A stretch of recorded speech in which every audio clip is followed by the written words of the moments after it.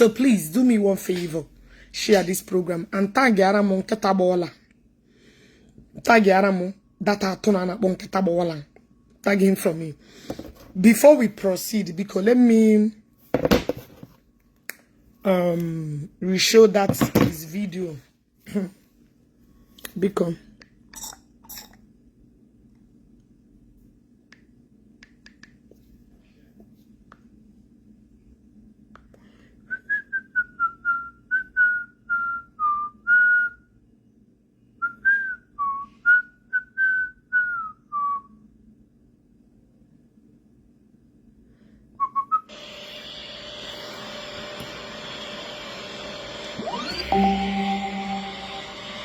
Okeke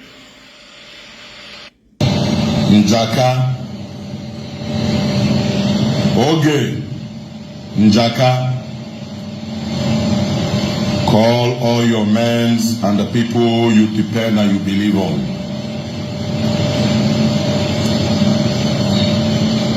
Okeke Njaka. Because here upon I'm not sharing the read that I will not come back to the second time because just help me and share the video. I don't know what they saw in this my page. I don't understand because here upon I'm not sharing click love and like because here upon I'm sharing the video because tag ala man ketabola tag ala mo agent okoko bola tag ala me because very important tag ala me please. I hope my videos are still there because all the very important. Tag it for me. The war has begun. You have been summoned for what you request for. Sickness that will bring you down. Any man that sleep with you.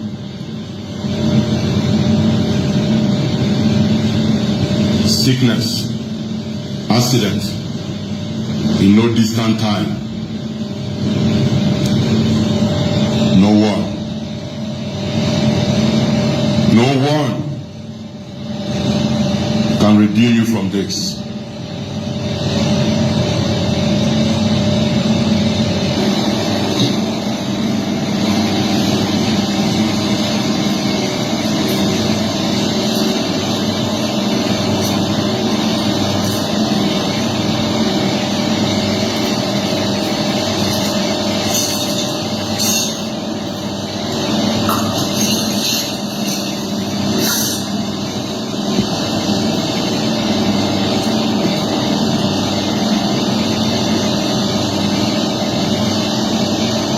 Okeke Njaka,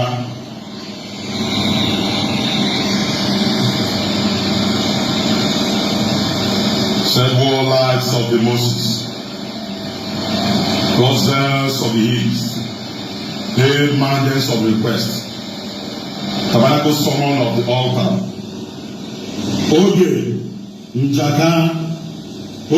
Njaka, you have requests. Your request for destruction has been granted. For whoever that comes, whoever that shall be interferer, he has already passed through the message. Calamity, affliction, sickness, accident brings you down to the book. For you have requests. No one can stand on this world.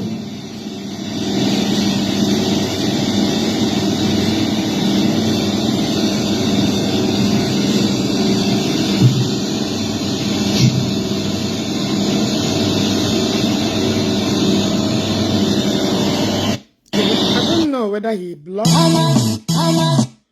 I don't know whether he blocked me. I'm trying to get to his page. I don't know why I can't see him. I think I'll block him. Keda have full page aha. Pon nketa bola. Yeah. Nketa bola, right? Nketa bola again.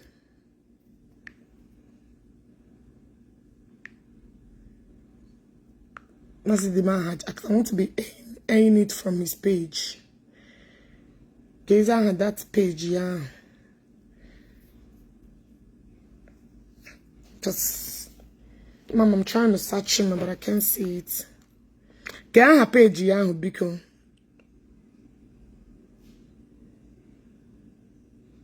Can I have page, yeah, please?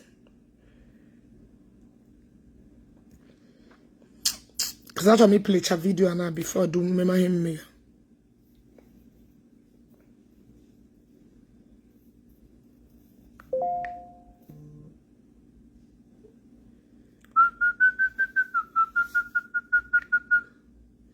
Oh, F gonna FG something. FG gonna again. Oh, kitabon. FG gonna also. Oh, FJ. Okay, yeah, FJ King. Oh, yeah. Yes, only with three. FJ King. Oh, yeah. Thank you. Yes. Are you crazy? Who's that? I really wanted to watch the video of my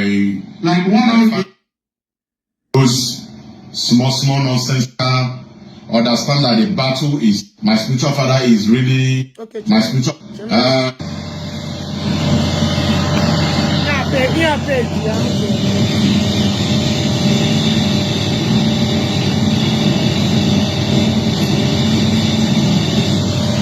Okay. In no distant time.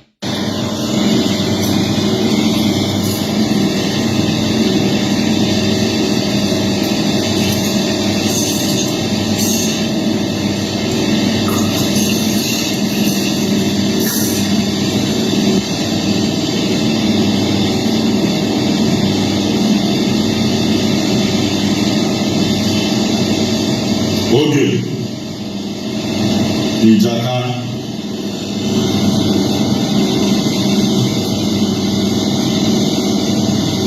said warlocks of the Moses,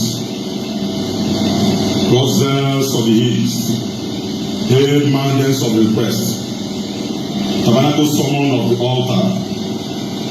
Okeke Njaka, you have requests. Your request for destruction has been granted. For whoever that comes, whoever that shall be the interferer, he has already passed through the message. Calamity, affliction, sickness, accident brings you down to the book. For you have requests. No one can stand on this world.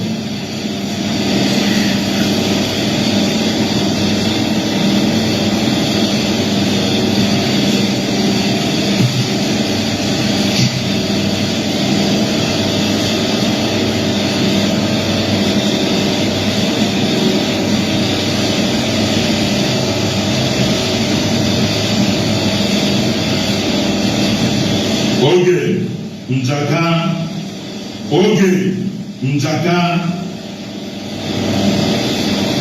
any interferer follows for the consequence. For you have requests, and so shall the cause be upon you. Calamity, sickness, accident.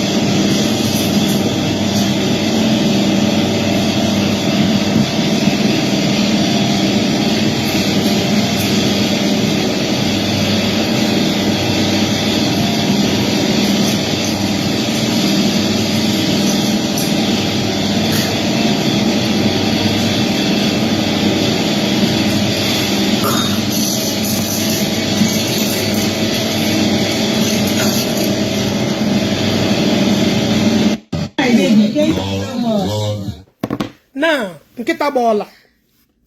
Atono bola. Listen to me. I want you to mark today's date. Just go and write it down. That the worst mistake he made, this rubbish you played. I saw Nkimere Basara Mbaka. I don't want to put mouth there. That is not the topic.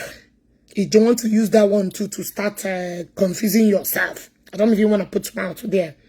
Now, let me tell you one thing you should understand. One of this thing, Imene, that would the biggest pain in your body. Or that would the biggest pain in your life. In your next word. In your next entire word. They put a Facebook. In Ogechi Okeke. First and foremost, Iga Begwando why eji deport woge from South Africa. Iga Begwando the reason eji ga South Africa got be a fake money. Iga ga Gwande Nigeria. The reason why eji got there got be a fake money that got you arrested. A tiginanga ga jail for how many years? What I go? So yawuro mo ogwu ga anyị na-agbo or the very effective. Ima igwo gidere this ogwu che na oga emeshi the South Africa anya. Sorry, nde Dubai. Sorry for mentioning South Africa. Nde Dubai.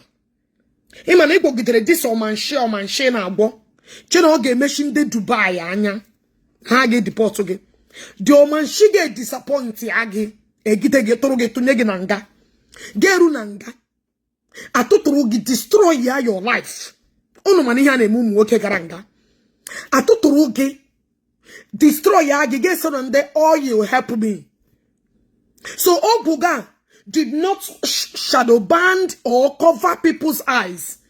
Ha hụrụ gi bi buru ogwu a. Mgbe ga me fake. Mgbe ga me fake money. Egitegi, it didn't cover their eyes that this Shambo you're mentioning. Gaga Changa, the same old guy in our bo, the same old man she. Do you know why? I told me Bubeti here was Sarambaka. Now this thing, OMG, I try to avoid that side. Come face again and again. Because that thing on na chop on no get time. You want to go? Oh, go Ghana. Mgbe chananga. Vogo 20 feet of Moses, blah blah blah blah. You did not black aside them. Can I happy the port, okay? They did not shadow band in the Dubai. This is not my visa. It's someone else's visa. Please do me a favor, cover their eyes. Job Rogi. Before happy disappointed. Before happy deport, okay? Game mecha brakata ba eburugi tu batagi na Nigeria. The same ogu emehu va nyege ego gaba no nweguru. Alright, otilo Singapore. The same ogu ina evoke ko bia buo nnegi buo nnagi ko bia buo mu nnegi. The same ogu nkita bola the same ogwu emerogi gaba no nweguru. The same ogwu emerogi ke ya pe na ga impulse nde madu na ebi 100,000 that you cannot pay back. The same ogwu azorogi na aka police Dubai igara nanga.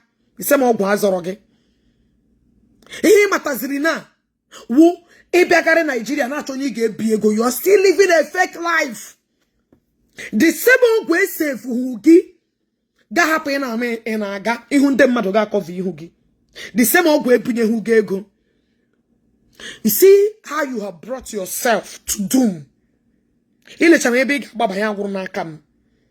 Ile chama place ga baba for a rescue. Ibia me abrakata apa ya gwuru n'aka m. Imagine the height of disgrace you have given to your worthless self. Imagine how hopeless.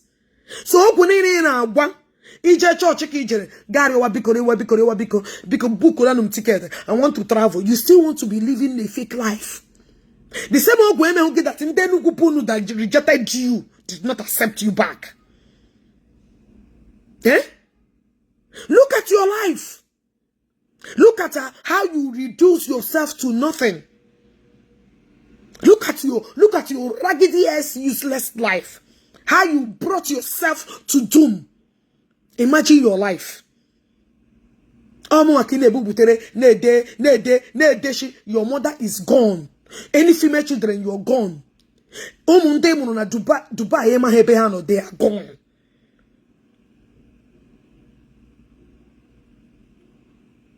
Let me even block you. Go and advise your mother. Get the fuck out of here. Eh? Get the fuck out of here. Come on, Shinga for it. You want a family problem, my baby solve for you. I got your advice. Your family problem, no ga na bugi. It's solved for you. I got your advice. You want yara? Are you mad? You want a big family problem that is disturbing you morning, afternoon, night. Ijabe just solve where. Ijabe jenye family problem got advice. Ya would get chicken advice online. You want millions of problems. You can't even solve it. Got what I here. Iberi in your sugar advice. Come on, Shinga for you. So, I go banketa naka, konketa bola, kanketa nerishi. Nkita nerishi. So, Obuge music in that hip puteganekuru. How many years ago? Flavor did not sign you. Obugi did not lead you to Flavor. Didn't lead you to Donka Mighty, did not lead you to E Square or P Square. It did not lead you to all these top people.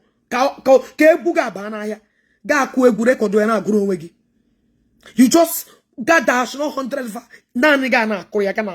Obuga did not lead you anywhere. Even I pity you.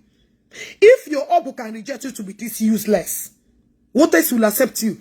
In a bogo, in a church, in a you see what a useless life mereki. If a 100 pass and passeco up for how many women? Eh? With your low budget of sound, very good sound music, no longer. Even Bluetooth they use and whatever retire rejected body. Look at you every day, gay man. Every day, gay you putarani. Get game. So all this 7 book of Moses did not Mose you or did not 7 book Mose you to stop going into people's impulse, begging them 100,000 and you refuse to pay. Look at how useless you are. You become a borrower there. Gagan and Kempaka, you become a borrower. Gagan and Kentumeje, you become a borrower. The good Kaunu. Wait, let me show you. Can show how this useless set of Uzus that constitute nuisance on social media. Can you show where they did? Guys, because I click him love and share, because if you don't share the one, I will not return again because Facebook is full of msobu. Chere?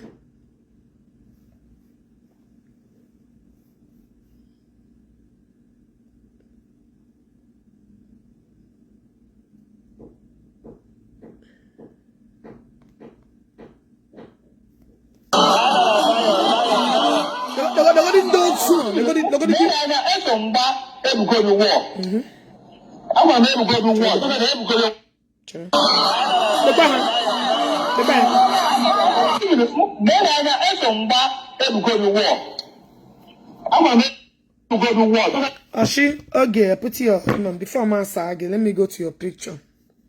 Before I get pity, the mabels or pity ogi. Chere? Hold on. Let me go to your picture. Kaimana onye get pity be now.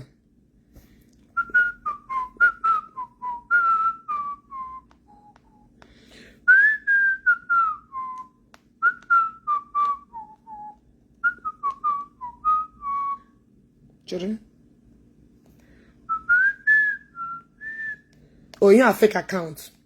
Anyway, you don't deserve to be here. You have a fake account, children. Our fake account. Oh yeah. Otila. Be with the original account. Gather my gay open. your account number, ebugo your personal account number. Never in a church, near with another nurse. Now going to be million.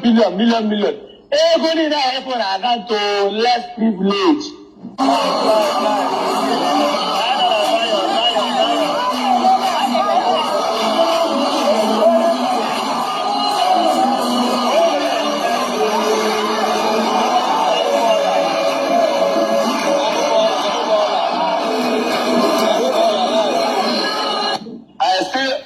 You see how useless you are. See how useless you see how begging, how useless you have become. Here, na church. Look at somebody where they go to church. They carry their conde. Tell me, say, okay, I go do. Look at you. Look at the kishimo we rag to every corner, every lip and corner. The good kid, beg. Oh, the good one, ex-convicts. We are belly facing. Nketa bola. The good one ato. Look at how useless three of you guys are. The good kunu, the good kaono. Three of jobless, hopeless men. The good kunu need. The kunu di. Ndo saya. Ndo socrafish. See you now. The good ka, the fact, the good is the worst thing you make. The good. In a gay bag, you get 1 naira, 2 naira. Hey, Mbaka is my spiritual father. Guyano and came back again. You don't cast. You don't cast that corner. On and get to me. Oh, not to me go to no for man. Gababan and ke I am Akwa. Ooh, Gane again. Gababa and get. Di were kuku occasion die in a major paint. I'm a be with the hand.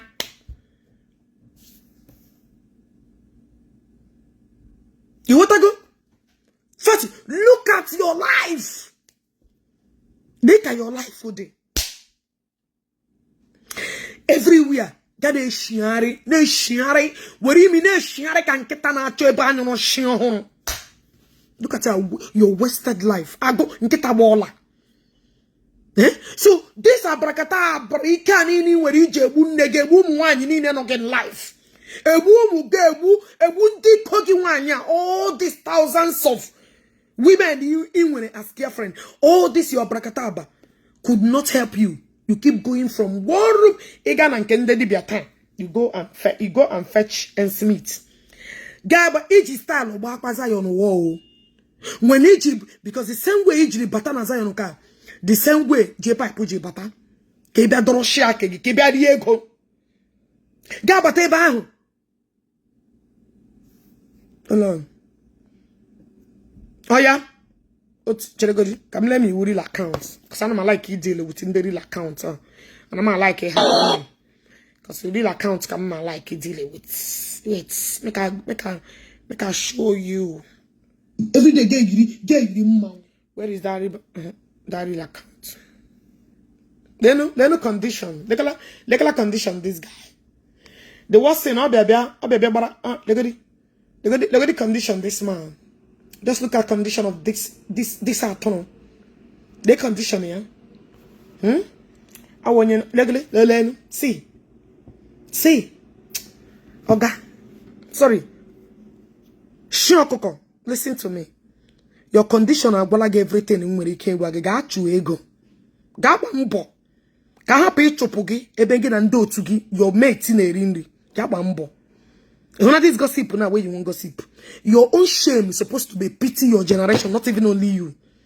You're supposed to sit down and know that he no get can actually he can't take the look the good your sorry confused life. The good again. No one no blue passport. Grad school name overseas figures. Name even close getting to overseas figures in a year. Kine with it on. Look at the good again. Just shake condition no more. I the shame for my condition. Got you go and fetch your money. Got you go. All this your empty ego no go take you anywhere. Your condition is worse than anything you can ever imagine. Gimeche elu nwoke akpataghị ego. Ibidara gị. Ịma na-arị ego ọkpa ibi. Ekwe na ndị ka ji emefuga. Yana bande disi nkịta gbola. Ibi adana ya o. Ihe niile hụrụ ọ na-esusu. Na-aga everywhere because of ibidara ya. It's over. Agbara m ya. When your fellow age mates na chuego to that time. Esusu no ri. Because if you fall their hands, if I got felegi. Father, go out to go change your plank ko again no lo. Catch we put sticker no go help you. Got you ego. Got you ego. Go make money. Let be super. If the condition is worse than your comments, go and fetch money. You no get dragging a hold it too much. Okay? You're not gonna hold okay the caution. Madam, have shame for once. Behave like a woman. Look at you. Are you behaving like a man? Out of your age, especially white, your generational poverty. You're not behaving. You are not behaving out of your age. You are not especially white, your destructive poverty lifestyle away from your destiny. But because of your gossip, you begin to go on social media now. A big she a woman, you a man. A woman, you get to make I cannot even hire you where I kept you. I cannot even hire you. Oh, a woman, she make represent yourself. Even to differentiate your learn to give. They ban to get it. Nobody go block you. Now you go just take block yourself. You go there here. But so one thing he get men on wegi. One thing he get men on wegi is to go and start. Today mbaragia. Ashe go and start fetching from your life. Get your bishop wegi. First and foremost, to visa China. Eba where bele face gasuru. Look for China visa. From China visa ga Ghana. From Ghana, ga chose another country panuri gaga. According to the first travel, where bele face travel was Dubai. From Dubai, now ya got China. From China now ya bapa Ghana. From Ghana now makome poso gaga. So Balia kishiba hu Ghana okirikiri until get ruebam no. Be ruebam no. Ga ngo odo akata. Sai otula akata miri no cho visa. Sorry, cho green card. He took a green card when he can akata nyemi chegi ayana na gia back. You have to suffer inside the akata. But then you struggle, go to work under minimum wage. Before,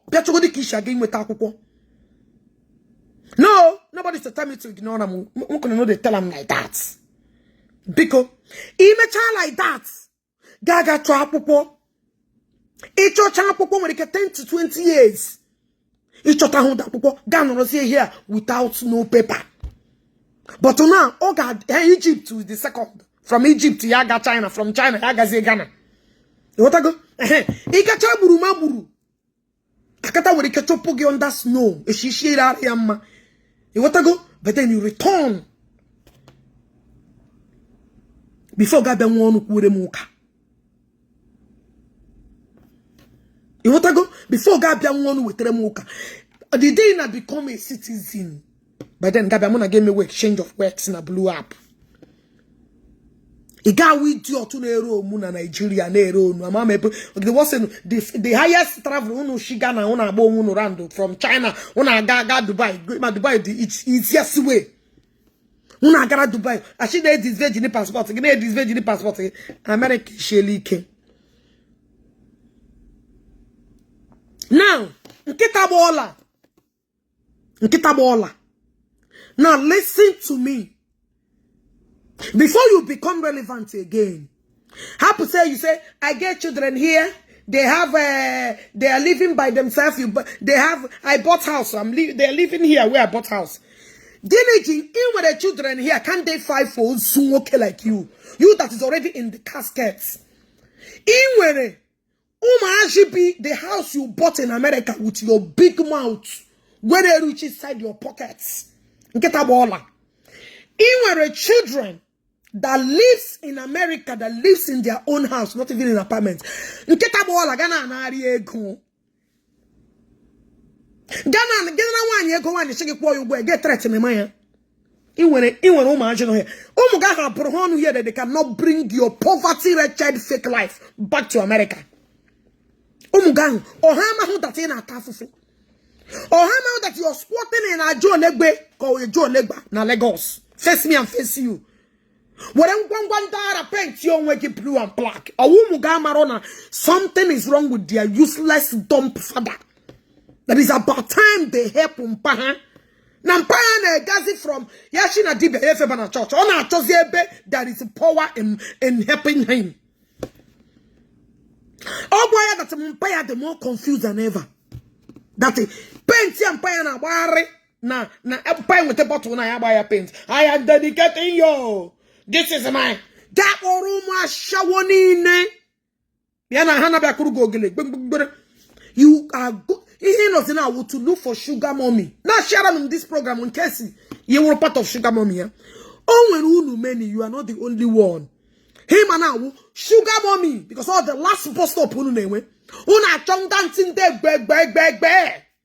Ndanti lawani huwa dem manwana so dem manwana in temeto. Oh lo. Gachon danti shakri. Gina na hot to sefo. Hane shake like this. Iman iko wa bula getcha hane may enjoy. Osi bilandre na. I was trying to page, so people think I'm just making this up. Haga my be and this up now. Wait, make I go to your page. Chere? Where is that your useless page? Hey, I'm a block room, but let me go to another page here. It's another page. Kaimana your recent situation now. Chere? The one go entry, the way born entry now. The one dance your entry. Here go deceive her. Here go deceive her. The buyer. Let me shift this place. God bless you all. I like Idiot. The bank. my names The whole soon. I'm from Igbo State. The guy. Oh, can't one kita. Ogaza king, Ogaza reverend, Ogaza daddy, Ogaza papa, Ogaza onye, Kuma megida na megido, Ogaga chuma megida. Very useless empty man. He got such a hanina. And when the baby landra, man cook na apo, a man we fere ozutara. Gawure painty, a man gawure painty, blue, red, that painty, and all golden gene. Mama boshi sute fere biadonye nka ishi. If himself, I'll go here and in a dollar store, me bad dollar like this. This thing and $1. Buy one and get extra two. This cheap sample age marka Disney. I give you sorry, I want a Disney code na Disney. Give it a hana chocolate cheese or everywhere. Got one boy one can name a bad day. You what game 100, you know what I'm saying. Game one I get to where Ruben is your motor. All we honor so yaga buy, mommy honor buyer. Why I henny on a buyer, but I have been susu here. Label and the up. Your leader, your excellency, the white lady. And I say, on behalf of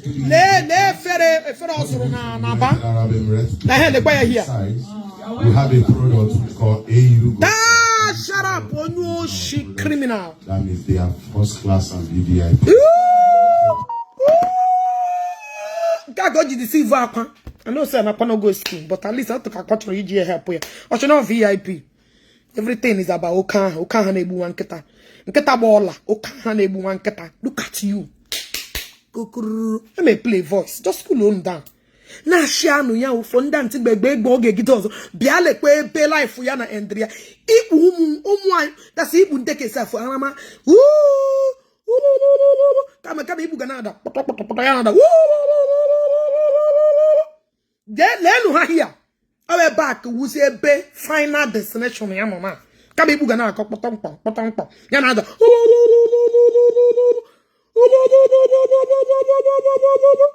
awe bo endrena.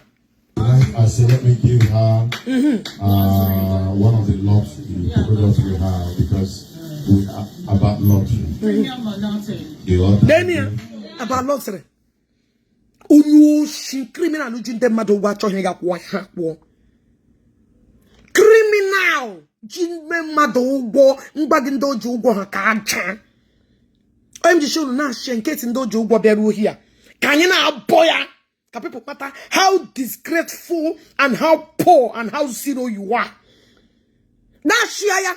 I'm just share video yana on my page. Na page mu, eh? Oh my God. Cherenumu. At they come. We are on something. Ah. You want to go? They here. So I say white bianco. Based on logistics, le bonus in see where in there. Le bubo baprana. I appreciate your people and your faces.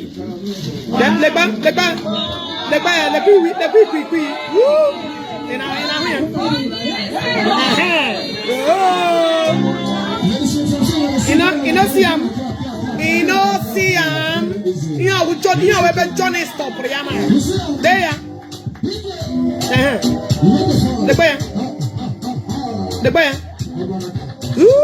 The see them.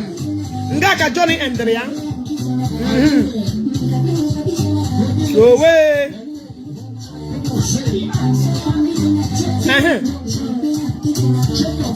The bahena kuya. The bahena kuya.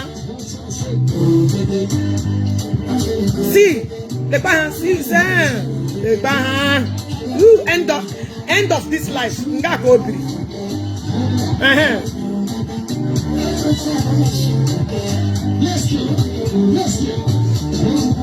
Yabe bonyara fro ohuro turula ya na ishi.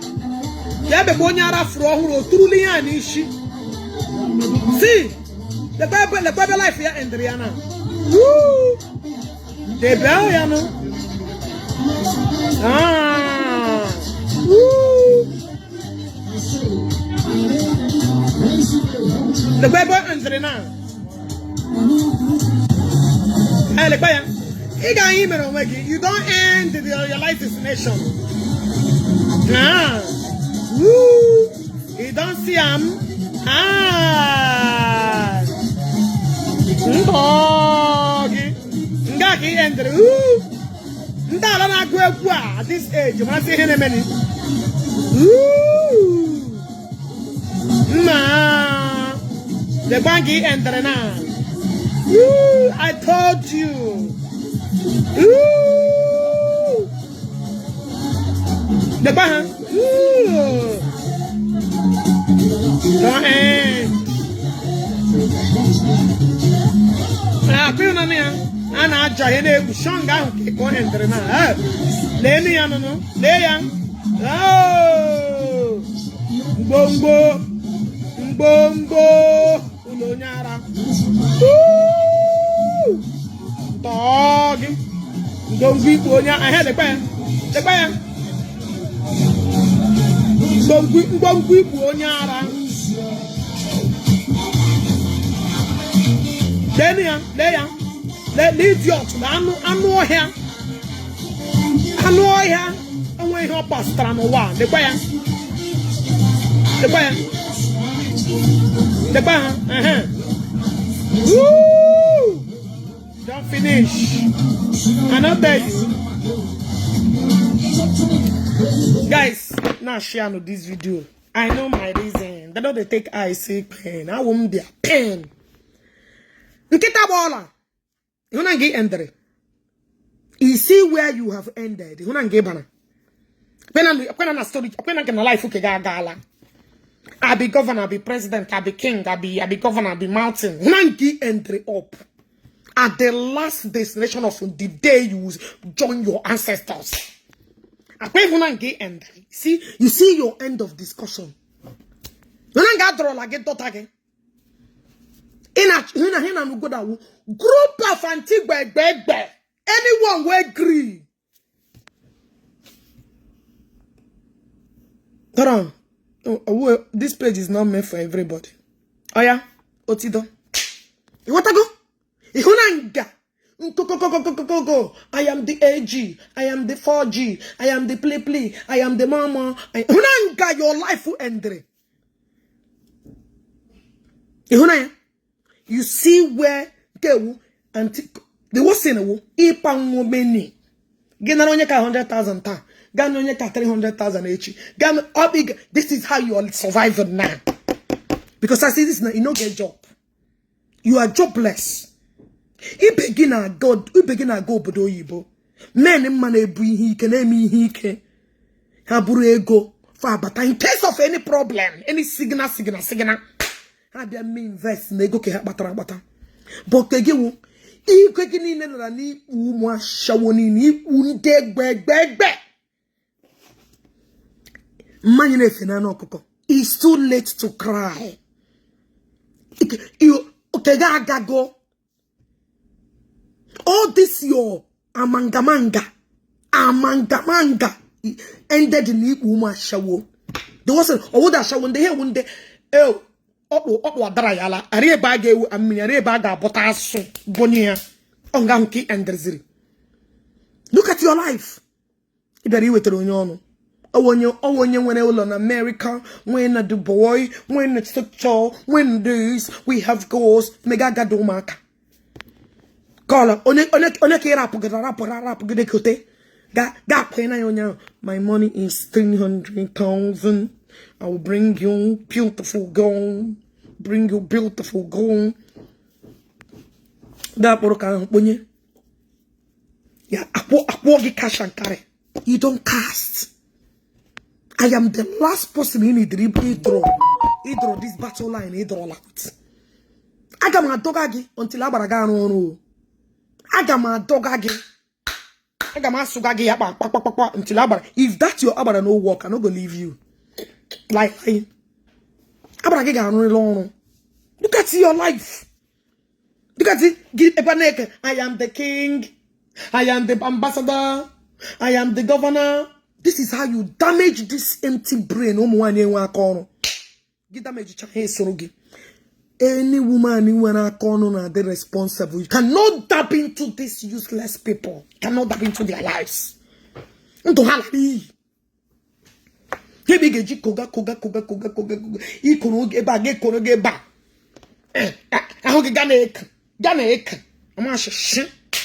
Faden. Okokoko. Papa. And when he no go to la. Give me potula ba. Yana padi go to la J pipe. Papa. Mini akashi. It was soon. Then Ugubu naturally can mention. They mention on Ishinenugu. They don't even want me to mention. But Ishinenugu at all. Useless set of people. I'm working with around in a day. When I day rest in peace in Ishi. Oh, one negi ko one nage. Ko woman negi in a dress in peace nishi. Ashima madu hamabu kwegi. Ashimi here meregi poverty mekwa agi megi. If you know ya mumu ba he may be to what it affects. Iwu nyara.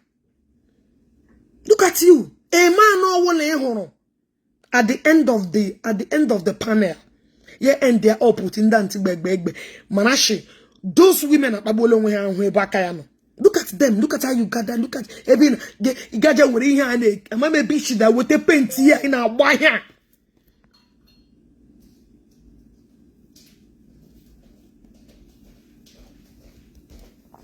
Mama beach with a paint here in our wire. You were a gaba, you know, Patane. When they can a rest in peace in issue. Yeah? Give it the bono, mamma, baby. Yende just, I make pain. Give what chan, what rubbish, buy an elu. They're not English. Give what it was, give what it plus, get here an email. Who's school, Kiga? Or we go get battery. Yan will go back to Dubai. Again, your legs cannot go there again. Dubai, people in a jacket deport somewhere. Dubai, people in a jacket deport somewhere. Government deport to organize. Iman haru, the failure. Oh, but the people gonna get like this here, Brungongo Hala. You know, when you're not getting in America, say, oh, you can't America bolam. Come on, no matter how bad it is, that person still have hope. Unless okay, I'll retirement, some wage I'll Boda. Dubai, people in Jaka have also to tell you that Kegala, Ganuna Bebamosage would they get one there at the end of your panel, at the end of your destination. You want Galandrege? Oh, when you know with Ogechi on, you know with Remonu. Yeah? Oh, you know with Remon. And I'm about TikTok because Abraham TikTok, me make a report on my page. Okay, I'm more because of picture mission that day. More picture when you call picture mission that day. I mean when you call her. Okay, all picture mission. TikTok too much reason. Because I may break a lot of rules. Too much rules on TikTok because my Facebook accommodates me a lot. The what I go bang on one time I report for like 7 days in that time. Mbu sagam ga there because TikTok are. But I'm gonna go there. Make una they chop the money. I don't want them. The what I go Facebook accommodates a lot. I prefer Facebook than any other their platform. Because call Igbo who are call Igbo report work. I want to get.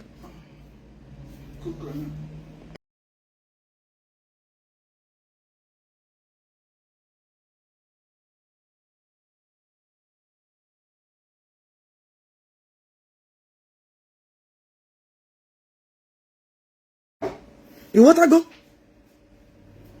So every time Gaga huna nke Zion, Gaga na nke Mbaka, Gaga huna nke Mbaka, Gaga na nke nde dibia, Gaga na nke nde bidibia, Gaga na nke nde ihe.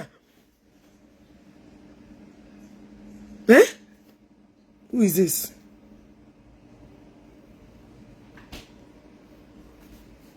Let me block you. Oh yeah, F off.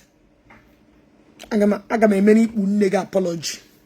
That rotten garo oge buzo buo generation okay. Ne? Oge buzo kweme sugodi generation okay. Chineke akpo ogoku. Unya ana aga me many negi or many naga apology. Look at your life. Get banana Zion. Look at a great in Zion. Look at how much money you did and give ego. Look at how much money you did. Got a connection. Look at how you are borrowing, begging ticket from money I will pay back. Please, the book for me I will pay back. Equal those money you borrowed. Onya who get your name pass it. Guys, if I'm not on voice note, what's this? Idiot one. Galendo what I want no brilego. Come on 100,000. Oh boy, I war problem. No boy. Usu in a put one year ago. Oh boy, yeah, what problem? You don't want to pay again.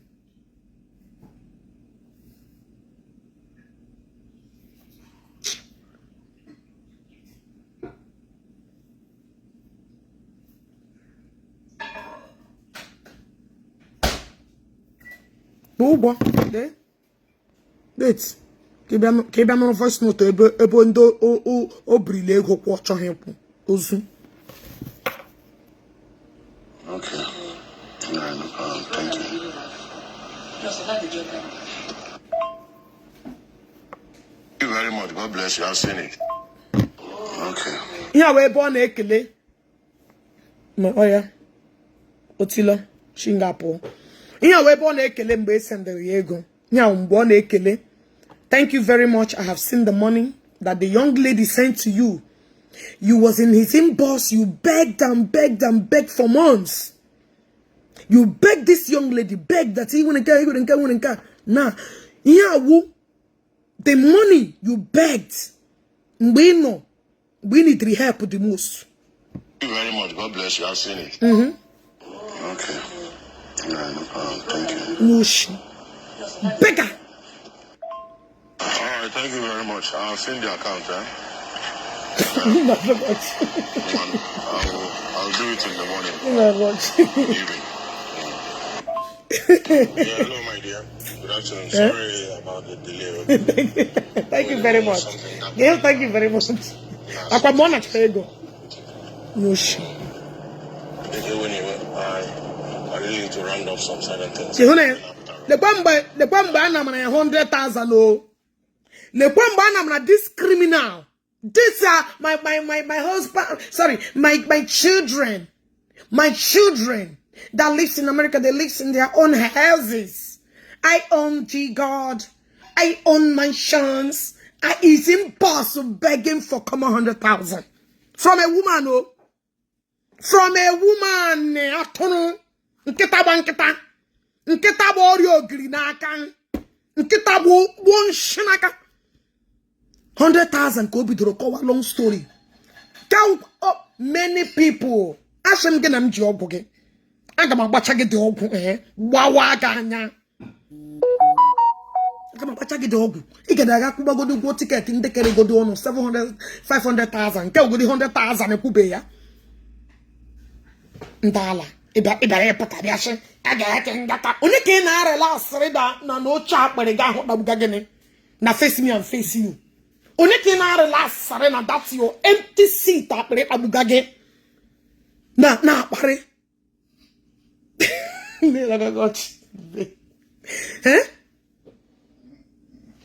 Relaxere. Nga hiti na piage. Go were mbongo di ko nyara no na ahia owere. Paint your house. Gibega no one corner. No. Abri ababuki. Gabinyo, only keep in your warning. Me, keep in your warning or iberi making only keep. Who the fuck who brought you into him? Onye na akpọntu n'ike na-eme. But then collect. Okay. Oginwa wupe iso akpọntu. Did I accuse you or did I muna go on a conversation on the phone? Did I mention your raggedy ass deportee life? Did I mention your deportee hungry begging from Dibia to church?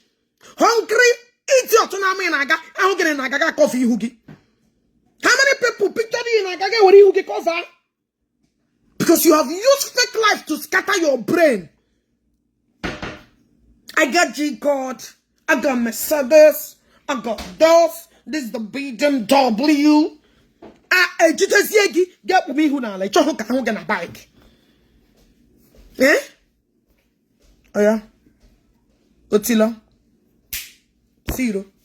I was showing negi. Negi get boost or Jema apologize to whom working in Opela STD.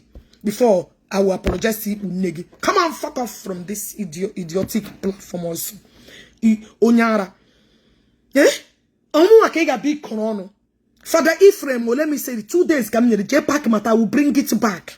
And when this in back at no butra no go if it's I told my home peace with J-Pack. I don't want peace again. I told my home Reverend Ephraim. I don't want again. I told my home peace basara J-Pipe. Choma homo. Okay, push of them video clear fire. That's rubbish in back at Habu Piteri. I don't want peace anymore. I told him peace. I told my homo. Nobody should call me again for anything peace. These idiots coming here to talk rubbish about Umbaka. I have nothing to do. I told my homo. I don't want anymore. Nobody should call me. I will focus on J-Pack and J-Patano. I will not leave J-Pack. Next time, they will learn how to not to lie and carry false narrative. Put here. Because 2 days. In fact, I told my home that peace. I don't need the peace talk anymore. Hello, my dear. Good afternoon. Sorry about the delay. Because I really want something that I'm not sort of something that put again a common 100,000 Ibrili. Something that put again na common 100,000 Ibrili. Something that put again. Criminal. Thief. And I got impulse criminal. Doshin. Thief. I'm working a bit. My children, do you know I have 2 children in America? You get one in Canada. You get one in Germany. Get more try move on. More try move on. Because he was spam donor. Ne donate after all. Abraham, Solomon, many. So continue to deposit your spam. Continue to be a spam donor. Continue. But because he were free. He will inherit in the Enugu states. He will just say, fool. Tomorrow, guys, I began for J Park. Tomorrow, J Park, get ready. Tomorrow, get on one again. I can make pay with me. Now, be corrum rubbish. I really need to round up some certain things and get I want you now put on 100,000. Getting to 1 year. Obri like this young lady go. Getting to 1 year. I want you now say, I'm the G, I'm the Rolex G, I'm the gold medal, I'm the foundation rider. Oh yeah, what ya? To be able to fix the agreement on the Tuesday. Okay. Oh yeah. What's it done? Talk about some back here, my block again. Comment back, I block you. Comment today. Even I question me send the guys because today. Here wo the payment slip. Ejire kwaya do watch today. Chema tag the payment slip here ke na here. Hold on. God kwa mother na to ashi. Ga for this person Ibri Lego. Hold on.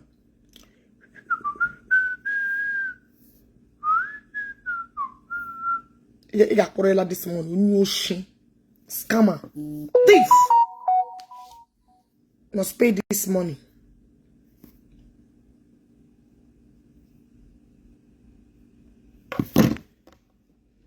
Put a comment here. Mbaka, you are gone. Go apologize to Mbaka. Ma penyoge. Mbaka this. Ma penyoge. Mbaka that. Ma penyoge. Any comment Mbaka, you are gone. In my payment back, I'm draging. The payment to Ogechi Okeke Njaka. Bien, nkita bola. Go and pay this money. Go and pay this money back. Now it's beginning to ring a bell. Onye nyere ego. Onye nyere ego. Pay una ya. So igwe bola Jeff. So chukwu gene ko zaga here. Onyoshi. Go and pay Mohammed. Sana mo ugbo jekwo ya ugbo Chineke akpo ogoku jekwo ugwo ichi ambato ha magbu maka a lot of people we are calling me oge biko ihe masara mbaka bankete biko but as far as J Park na Ebonyi son bring this thing, two of them again would on akamu lie so anybody biashing oge biko and you know that oge apota debunk on a video and old video. Unu chola piece, unu ebe problem sha bega. Una bezla na chop piece in a half corner. It's not gonna work. Sorry about that. It's not. You know? You send me your account. There ya. Iya umbe. Oju ugwo no ugwo. Oya mati oya. Sorry. Oju ugwo but up na social media na shige. Dan ganga. Iya ugwo ji eji o. Ga kwa ugwo gi. You must pay back this morning. Iga kwa ugwo. Na ukwara agbachiela go olu. Ikwela ka onye nwuru anwu. Say putaga na ekoga. Go and pay Mohammed ego ya o. Oshogen, who is that? Chere? Chima block oya. Oya. F off. She yapo. Funga. Well, I want to pay you money for what? No, I don't do that. No, get on say about the cook on but the guy now she pay me my money. Sorry about that. It's not. You send me your account. There's no way I want to pay you money for what? No, I don't do that. No, I don't do that. That is not good. I don't do it. Anything that is not good, I don't do it. Bible says that love covered multitude of sins. Do you think I ignore your calls? I don't.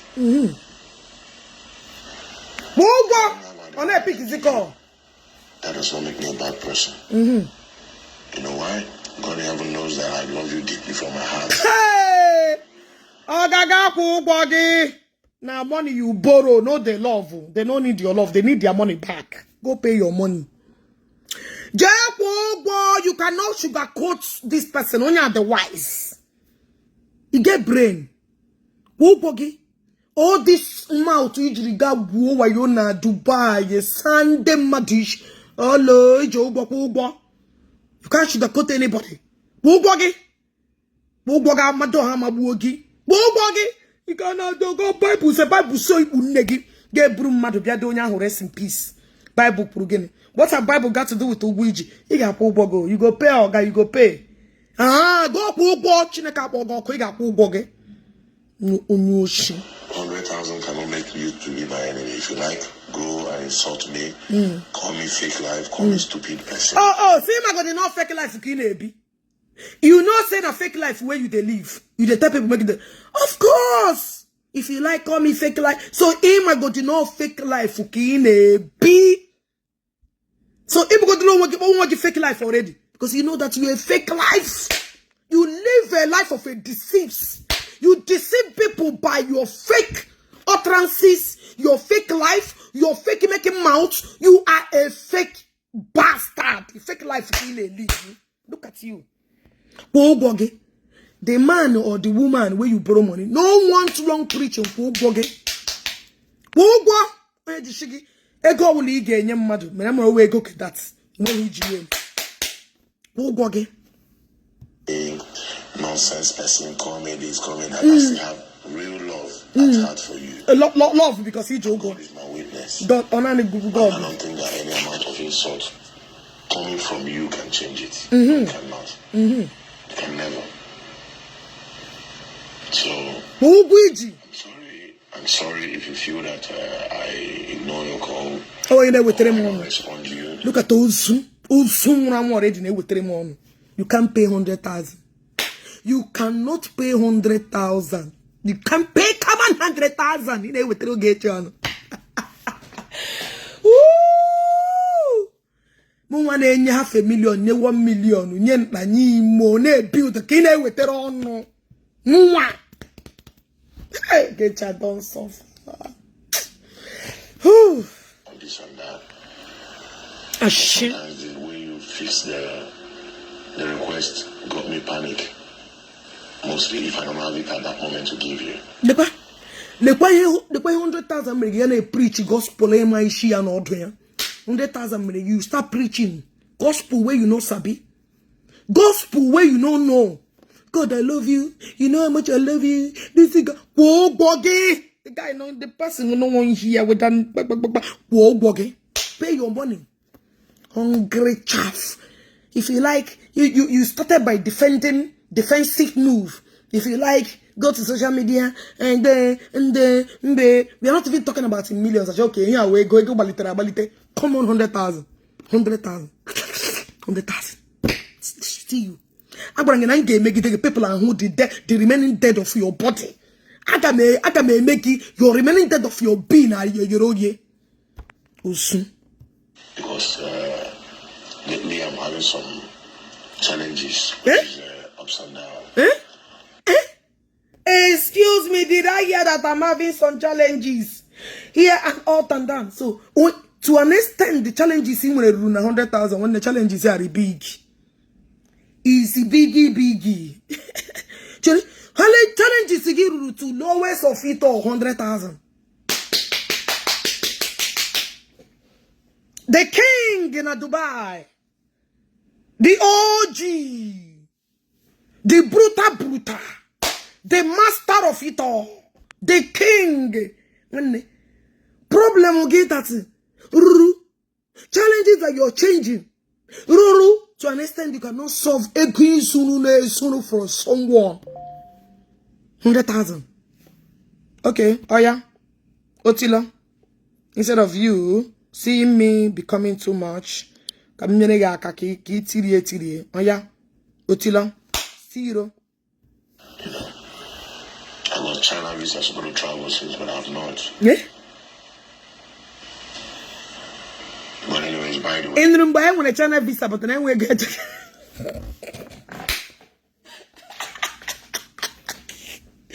Hey, today go get the Facebook app, Mariela, go.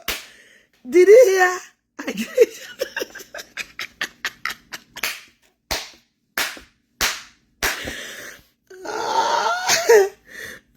Because you're sounding like you are the worst person that know me.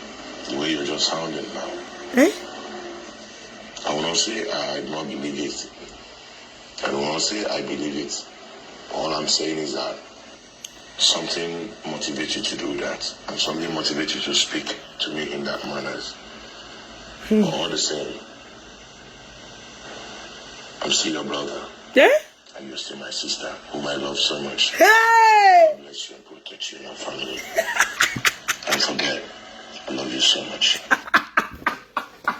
I can pay your money. Pay your money. When she was borrowing you this thing, she did not sing all this sermon. She did not tell you all this. Why are you paying?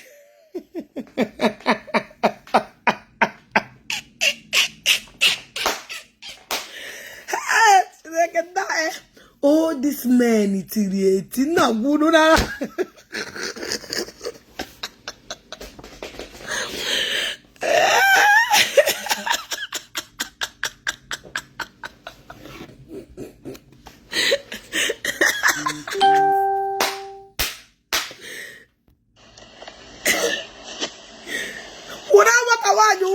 You're stupid.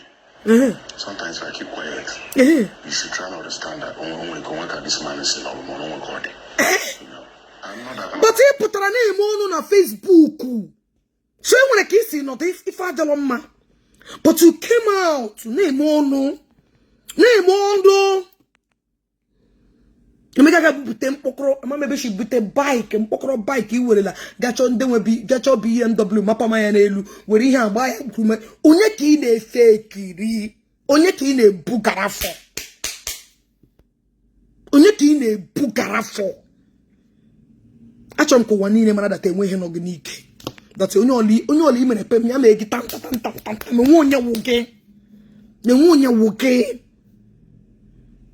Na go kija babaga all this big denominations see me. I go to get 1 or 2 naira. Na she ana who go to la. Enwe ho nya woge na go from one corner to one corner. No hija a pet like a lost cow or sorry like a lost fly. Ago is what's making you to run into all these big denominators.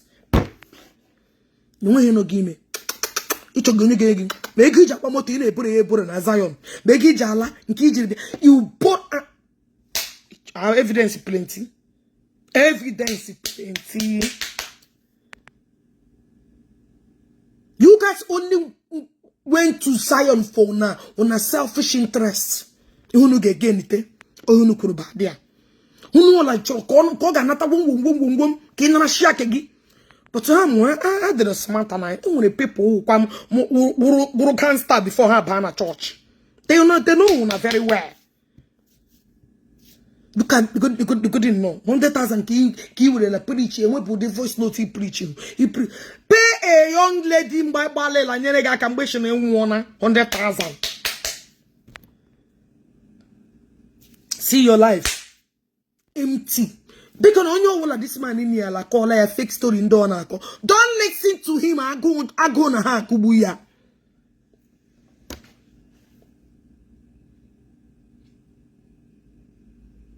Come on, get the fuck out of here. Your closest in negi.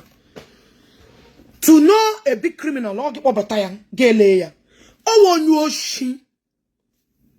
Ogapa open and Zion again. That is the end of. That's why that Zion and on our side. He will never come close. Those folks story all tell and you dad Ogano over the Koga cross on a gates. He's a criminal. That's what he is. But anything you want to label me, there's no problem. But one thing I'll tell you for sure is this: I'm not an evil man. Even if I am, not to someone that I took to heart. I took like a sister. I took like a close blood. Like I can even put you on my business Facebook. I mean, I know what it is to put in somebody you don't have 100% trust for. You know. But that's not the thing. But at least the thing is, I understand. Now, so in English, and I can't misunderstand some silent thing, but sometimes try to calm down. Somewhere. Whoa, Boggy! Nalayo, onyo wola. Gede na log egbe na ewu nwanna agubolo onya ha kubuo go were onye ike kubuo gi. Because this man don't cast. You no get no name to secure you. He will call anybody. Gede na log e mention ko la agubola le kwagi le kwa onge. He don't cast, money no get, connection he no get, nothing, spiritual power zero. Everything about him don't die. No, just listen to all this rap. Everything na fake. Na fake.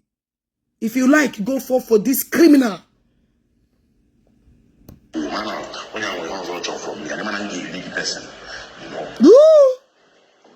Na coding so.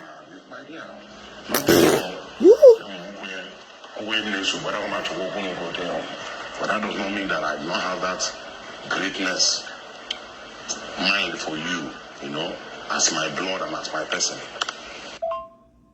How are you doing? Happy New Year. They didn't even talk to me since they kidnapped my son. Hey, man. Get one another latest codings. Now, this person nagide ego.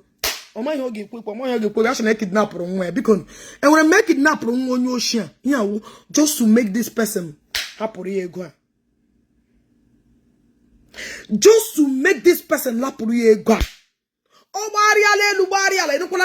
If you can use your son for 100,000, hey, okay.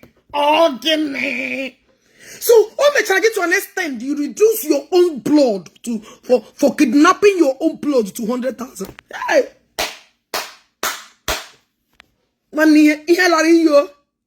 so this is how low and how cheap you can get to. Hey, no. Gaibidishi, Gansi. How are you doing? Happy New Year.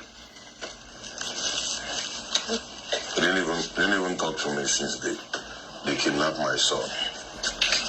They didn't even say, let me check this, my friend, and know how he's doing, if they have seen his son or not. Then they kidnapped my son in December.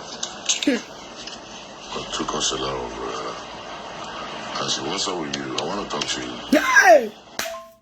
I don't know what's up. I don't know. I'm trying to ratify it. I don't know what is wrong with it. Hey! I was on call. You know, I went to Koto. Hey! Now, saying she make a job. You wiping my messages with you, the conversation with you, and you're sending my number to one little rat to call me. Say that he's a blogger. Is it not stupidity? A very big stupidity now, don't you think so? Number one, I'm capable enough to seal the Facebook. Hey! Seal and block the guy Facebook. Now, you know what pay me my money? I carry my go meet a man on Blue app. Say, please, help this man, beg, get my 100,000. I can't tell you. Say, please, he get one man where I say make him collect the money from you. The man can't call you. You know, say I not call you. Calling you is just he born on my data. He degrade my person to call a beggar, a wretched idiot like you. I make no see tomorrow. Now, the man called you respectedly. Shigile kwenye buterem complain. They be the threat when he get silu. Facebook with the man. Nigga, shut to the page down. That's the same threat you made to me that you will shut me down, you will seal me, you will close me, you will end me. Exactly what the threats. This is exactly the threat. Everywhere you start threatening. Gapu wiji. And I hate threatening to madume threatening. He threatening me aka get worse. Get back me no how far. Try threatening me. Ya aka get worse so.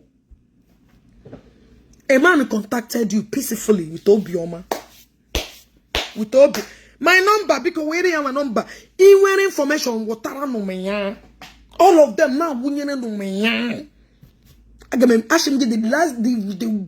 biggest mistake he made, we will bring my picture. Be made this man shit. Oh, he made it. That was the last day.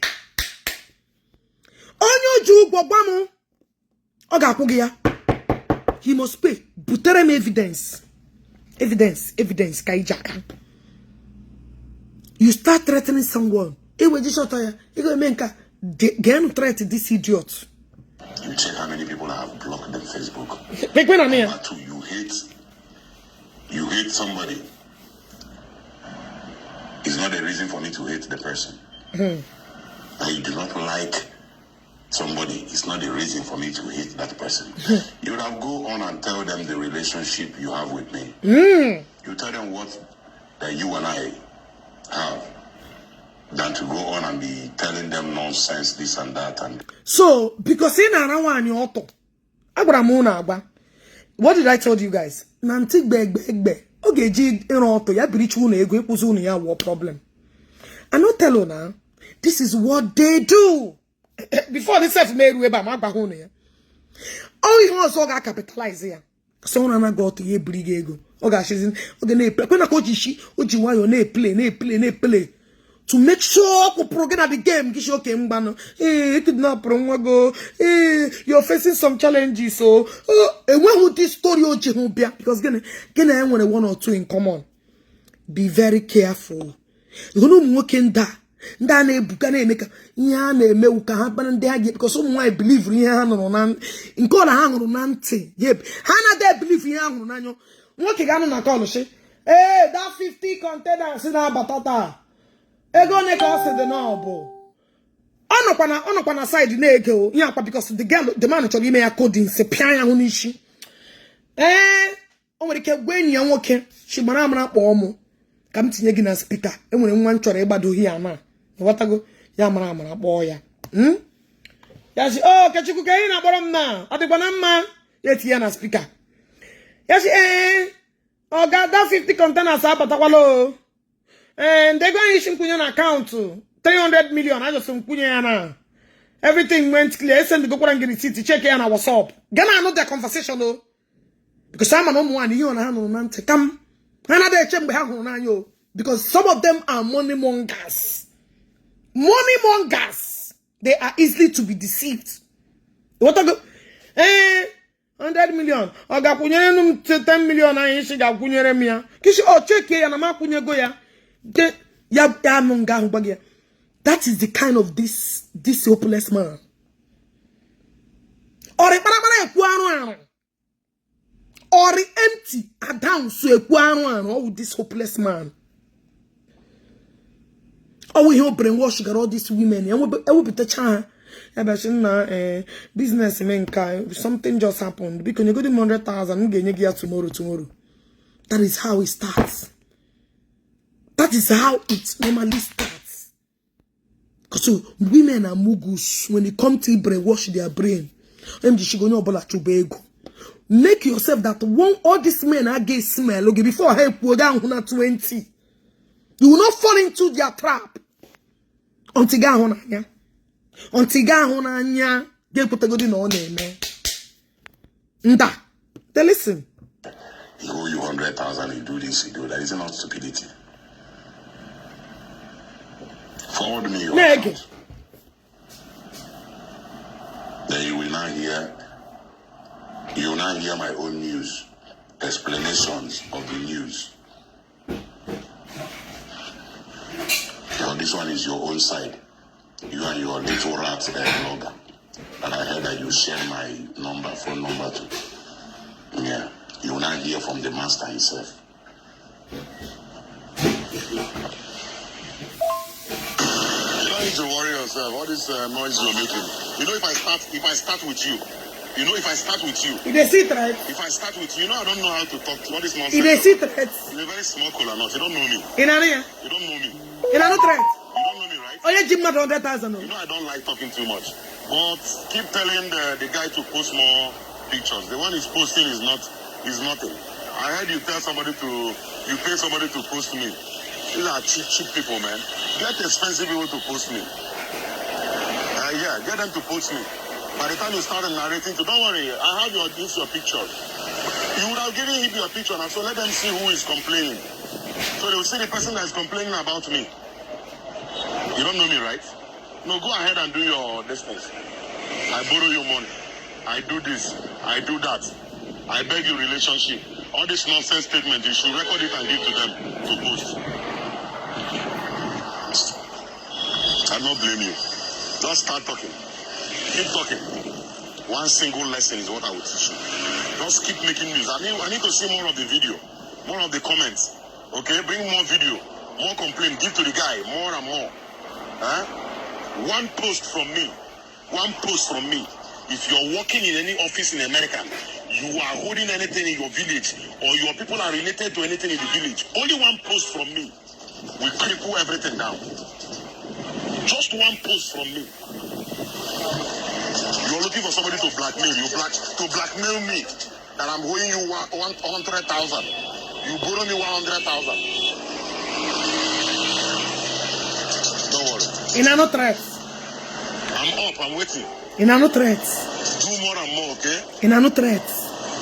You have given the guy your pictures now, so people will see the person they are talking about. In no So threats. by the time I will post my own picture, so you'll be more promotion for you. You know what I mean? To be a promotion for you, right? I'm not telling you. you. Will regret this promotion. I'm not telling you. See this promotion I'm about to do for you. You will hate that advert. Okay? You will hate yourself to even move on the road.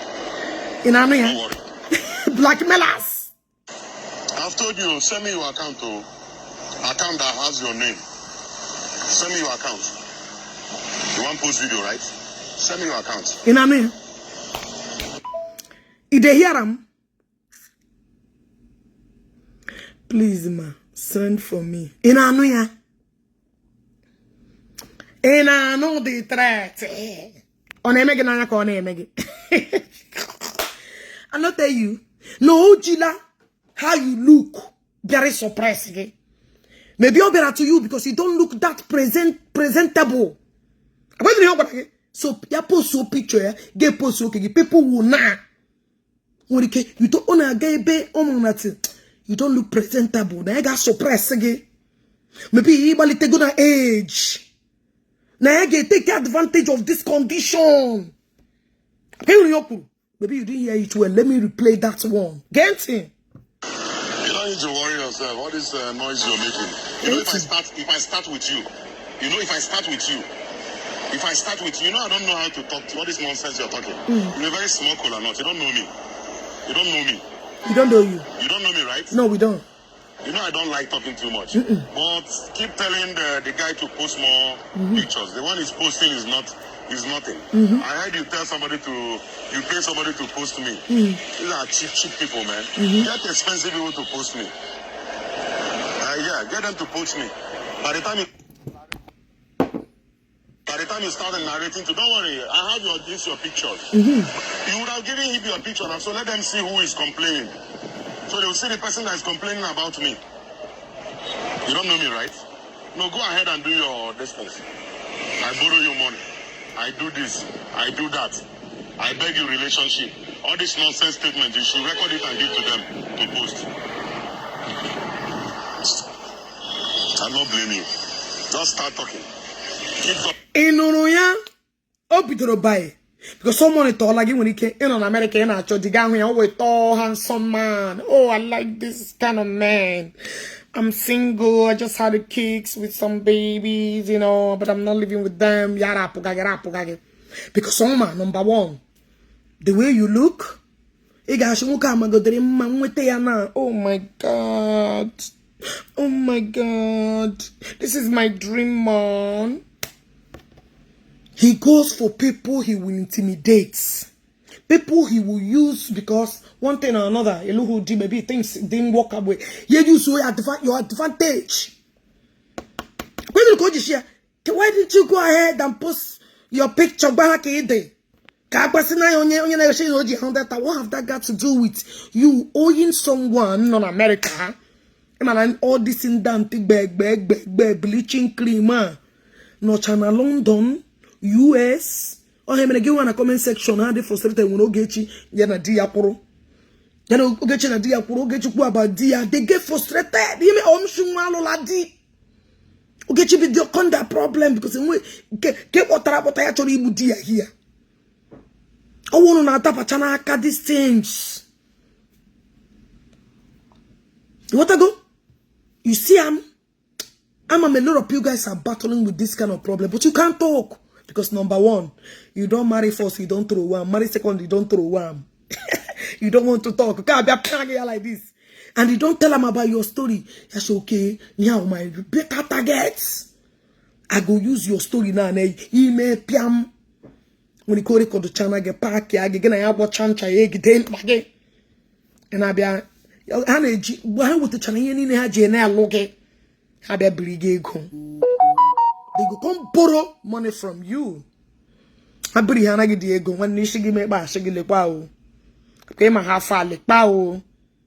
If God gave us all, they see what did I go to with one fake account? Gabarema. Oh, did this kind of demons. Imagine the threat. Imagine how Job your man broke. Nah rap. The lady is not buying the idea. The lady was not buying the idea. Now you're busy in another format. Busy in another format. Bido body shaming. Bido in Urakede. You guys will keep falling. You guys will keep disgracing on ourselves. We're gonna keep the disgrace. Now yeah, we day. One single lesson is what I will teach you. In Ania. Just keep Oh, making your video. see more of the video, more of the comments. Okay, bring more video, more complaint. Give to the guy more and more. One post from me. One post from me. If you're working in any office in America, hey, you are holding anything in your village, or your people are related to anything in the village, only one post from me will cripple everything down. Just one post from me. You're looking for somebody to blackmail you, to blackmail me that I'm owing you 100,000. You borrow me 100,000. Don't worry. I'm up. I'm waiting. hey. Do more and more, okay? You are giving the guy your pictures now, so people will see the person they are talking about. So by the time I will post my own picture, so you'll be more promotion for you. To be a promotion for you, right? Or you will regret this promotion. See this promotion I'm about to do for you, you will hate that advert. You will hate yourself to even move on the road. Don't worry. I've told you, send me your account to account that has your name. Send me your account. You want post video, right? In Ania. Send me your account. You want post video, right? Who knows send the account for? No ga because of him again, you want post video, right? You want post video, right? Send me the account. Did you understand what is going on? Did you understand what is really going on? Nkita bola. Now I don't even do the worse than here the lady me. I'm in America. Actually, I'm made that in the game. A patient with the OG, the time don't come. Saga me segagele. When we came up one day in a week, TJ Parker were 5 days in that week. What I go? Okay, dear way. Guys, and when I'm on to catch up, I will see you guys some other time. Take good care of yourself. Bye for now.